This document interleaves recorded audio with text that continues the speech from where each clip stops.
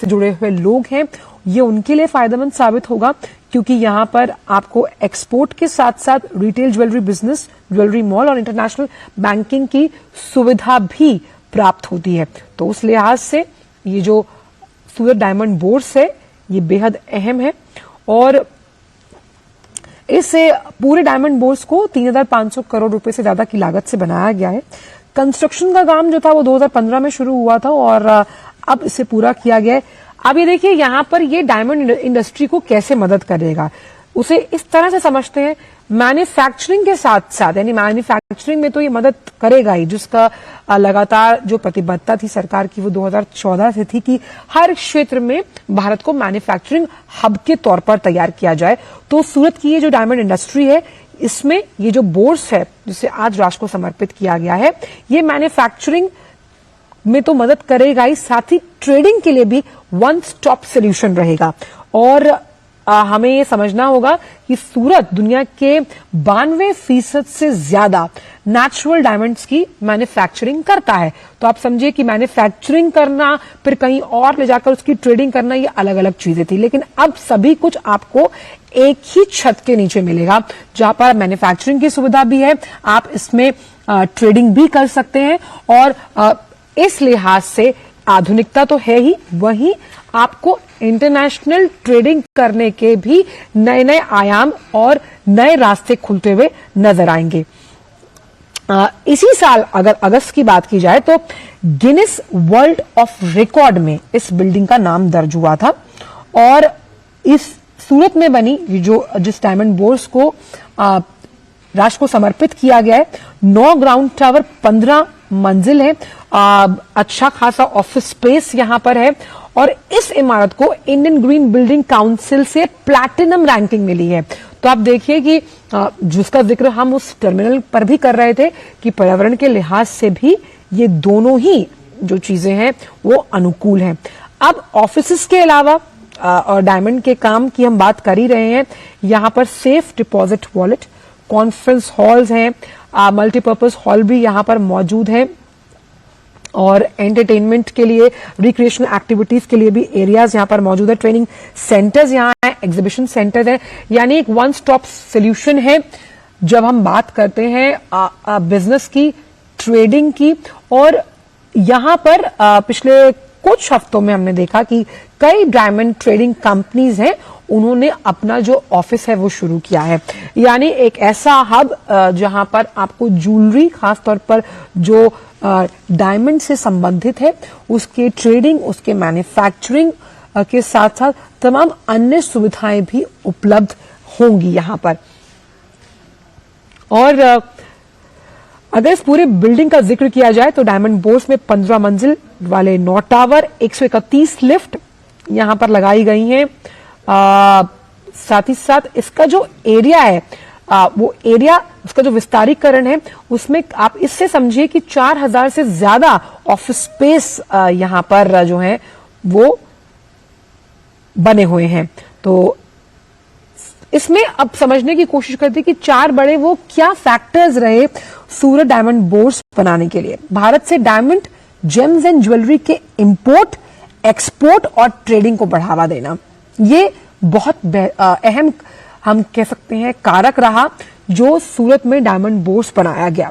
Diamond की manufacturing और trading के लिए अब एक अत्याधुनिक इंफ्रास्ट्रक्चर मिल गया आपको। आप देखिए कि जिस हिसाब से पूरे बिल्डिंग का निर्माण किया गया, जो आपको ट्रेडिंग करनी है मैन्युफैक्चरिंग के बाद, वो उसके लिए एक सुदृढ़, मजबूत और अत्याधुनिक इंफ्रास्ट्रक्चर की जरूरत थी, वो पूरी हुई है इस डायमंड बोर्स को जब राष्ट्र को समर्पित किया गया। डायमंड की कटिंग और पॉलिशिंग और प्रोसेसिंग, ये 3 अहम स्टेजेस होते हैं जब हम किसी भी डायमंड व्यापारी की बात करते हैं, उससे बिजनेस को बढ़ावा मिलेगा। लेकिन हमारे साथ चर्चा के लिए मेघना देव जुड़ गए। मेघना, तो भारत को ત્યારે હાલ પીએમ મોદી જે છે તે ડાયમંડ બોર્સ જે છે તેની બિલ્ડિંગનું લોકાર્પણ કરવા માટે પહોંચી ગયેલ છે। દ્રશ્યોમાં જોઈ શકાય છે તેમ તેમની સાથે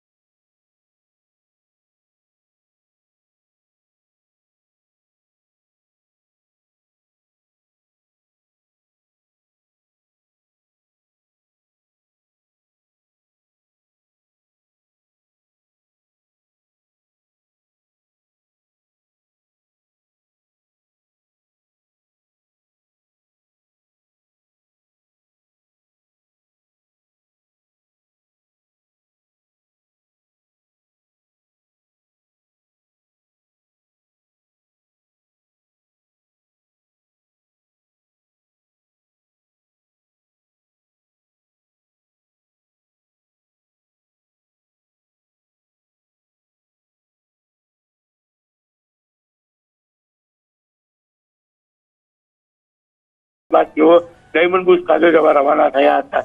અલગ અલગ જગ્યા પર તેમનું સ્વાગત અને અભિવાદનનો કાર્યક્રમ પૂર્ણ કરી તેઓ હીરા બુર્સ ખાતે આવેલા બિલ્ડિંગની વિઝિટ કરી રહ્યા છે અને ગણતરીની મિનિટોમાં તેઓ સભાને પહોંચી સભાને સંબોધશે. કહી શકાય કે 25 થી 50,000 લોકો અહીંયા એકત્ર થયા છે, તેમાં ડાયમંડ ઉદ્યોગ સાથે જોડાયેલા રાજકારણીઓ, સુરતના ઉદ્યોગપતિઓ અને સૌથી મહત્વની વાત છે કે આ ડાયમંડ ઉદ્યોગને ધ્યાનમાં રાખી અને 2000 કરતા વધારે જે મહેમાનો છે જે બહારગામથી સુરત આવ્યા હતા તે તમામ લોકોની હાજરીમાં તમામ લોકોને દેશના વડાપ્રધાન સંબોધન કરશે. ચોક્કસથી કીર્તેશ, સાથે જ હર્ષસંઘવી પણ ઉપસ્થિત છે, ત્યાં પરસોત્તમ રૂપાલા પણ ઉપસ્થિત છે. બિલકુલ, કેન્દ્રીય મંત્રી પુરુષોત્તમ રૂપાલા. બોલો ભારત માતા की વંદે વંદે. એ ઐતિહાસિક પળ કે જેની આતુરતાથી સુરતે ખૂબ રાહ જોઈ છે એ હવે થોડી જ વારમાં આપ સૌની સમક્ષ સર્જાશે. વિકાસનું અને સમૃદ્ધિનું એક નવું સોપાન ઉમેરાવા જઈ રહ્યું છે અને એ પળે આપણે સૌ ભાવુક પણ છીએ, ઉત્સાહમાં પણ છીએ અને ઉમંગમાં પણ છીએ. જેમની ઉપસ્થિતિથી આપ સૌમાં રોમાંચ આવી જશે, ઉત્સાહનો સંચાર થઈ જશે એવા ભારતના યશસ્વી વડાપ્રધાન શ્રીમાન નરેન્દ્ર મોદીજી થોડી જ વારમાં આપણી સાથે અહીં જોડાશે. ત્યારે આપણે સૌ પોતાના સ્થાન પર ઊભા થઈને તાળીઓથી એમને વધાવશું, એમનું સન્માન કરશું.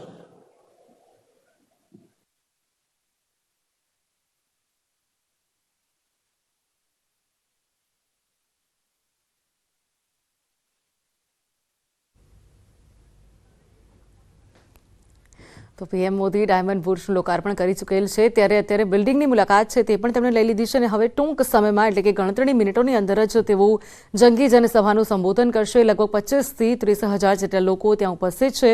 સાથે જ ત્યાં પરસોત્તમ રૂપાલા ઉપસ્થિત છે, હર્ષસંઘવી પણ ત્યાં હાજર છે.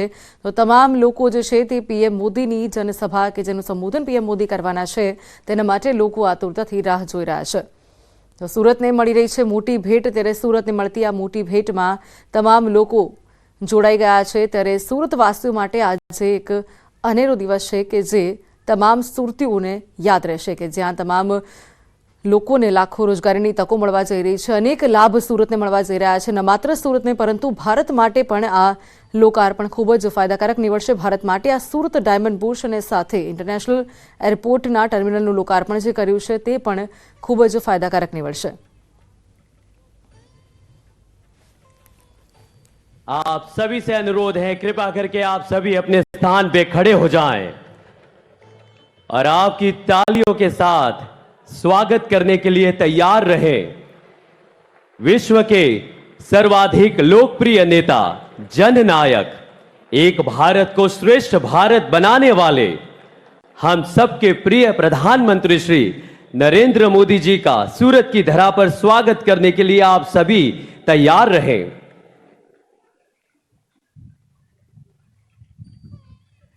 माननीय प्रधानमंत्री जी ने सूरत अंतर्राष्ट्रीय एयरपोर्ट के नवनिर्मित टर्मिनल बिल्डिंग का आज उद्घाटन किया, लोकार्पण किया और अब उसी तरह से सूरत की आर्थिक समृद्धि का एक नया अध्याय शुरू करने के लिए आज वे पधारे हैं सूरत डायमंड बूर्स के उद्घाटन में.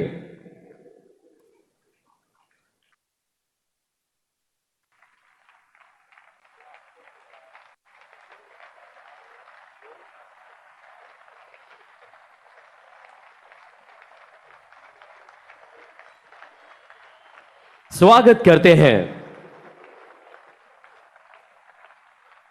गुजरात के मुख्यमंत्री महोदय श्रीमान भूपेंद्र भाई पटेल जी का, नवसारी लोकसभा क्षेत्र के सांसद एवं गुजरात भाजपा प्रदेश अध्यक्ष श्रीमान CR पाटिल जी का, भारत सरकार के पशुपालन, डेयरी एवं मत्स्य पालन मंत्रालय के मंत्री महोदय श्रीमान परसोत्तम रूपाला जी का, भारत सरकार के स्वास्थ्य एवं परिवार कल्याण मंत्रालय, रसायन एवं उर्वरक मंत्रालय के मंत्री महोदय श्रीमान डॉक्टर मनसुख मांडविया जी का, भारत सरकार के रेलवे एवं टेक्सटाइल राज्य मंत्री महोदया श्रीमती दर्शनाबेन जरदोश जी का, और अब जिस पल का आपको इंतजार है, जिस क्षण के लिए आप सब ने बेसब्री से इंतजार किया है, धीरज रखी है, वो पल आपके समीप है. बस आप इसी तरह से हमारे साथ बने रहें. जब वे यहां पे पधारें तब जननायक का स्वागत न भूतो न भविष्यति होना चाहिए, क्योंकि जिनकी बदौलत